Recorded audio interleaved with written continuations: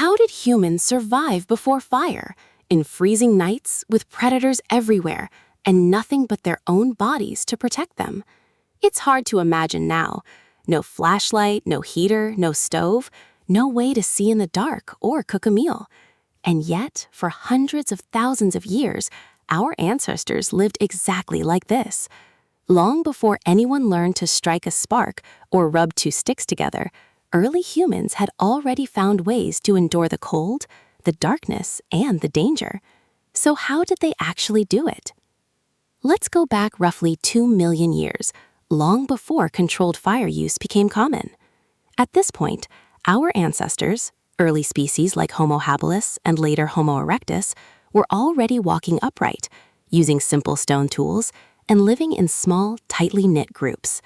Survival wasn't about individual strength, it was about numbers. Living in groups meant more eyes watching for predators, more warmth when huddled together, and more hands available to gather food. A lone human in the wild stood almost no chance. A group, working together, had a real shot at making it through the night. Speaking of the night, this was one of the most dangerous parts of daily life. Without fire, darkness meant vulnerability. Predators like big cats and hyenas hunted efficiently at night, while early humans had relatively poor night vision. So what did they do? Evidence suggests early humans likely sought shelter in naturally defensible locations: caves, rock overhangs, and dense thickets, anywhere that limited how predators could approach. Being surrounded on 3 sides by rock, with only one entrance to guard, dramatically increased the odds of surviving until sunrise. Cold was another constant threat, especially as early humans expanded into cooler climates. Without fire for warmth, the body itself became the main defense. Some researchers believe early humans relied heavily on huddling together in tight groups, sharing body heat the way many animals still do today. Thick body hair, which our earliest ancestors likely still had, would have helped trap warmth close to the skin. Over time, as humans lost body hair and adapted to different environments, other strategies had to fill the gap, like wearing rough animal hides, long before anyone had needles or sewn clothing.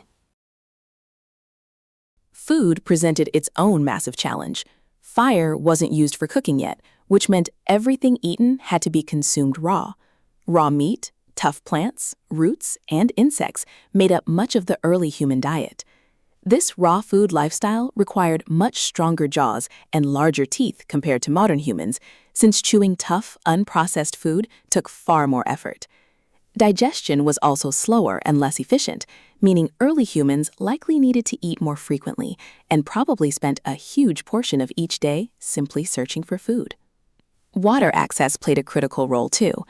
Early humans needed to stay close to rivers, lakes, or streams, not just for drinking, but because these areas attracted animals, which meant more hunting and scavenging opportunities. However, staying near water sources also meant staying near predators who needed the same water.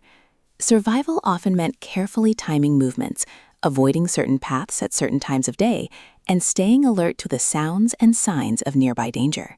Tools became one of the most important survival advantages long before fire entered the picture. Sharpened stones could be used to butcher animal carcasses left behind by larger predators, allowing early humans to scavenge meat efficiently, cutting through hide and tendon that would otherwise be impossible to access.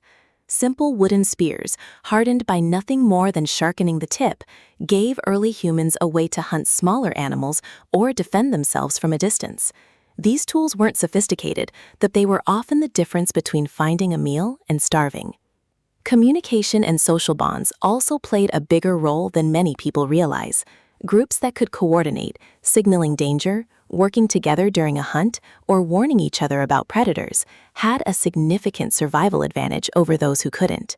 Some researchers believe the roots of early human language and social bonding may trace back to these exact survival pressures, long before fire changed the way humans lived. So when did fire finally enter the picture? Evidence of controlled fire use dates back roughly 1 million years, with some of the clearest evidence coming from a cave site in South Africa called Wonderwork Cave.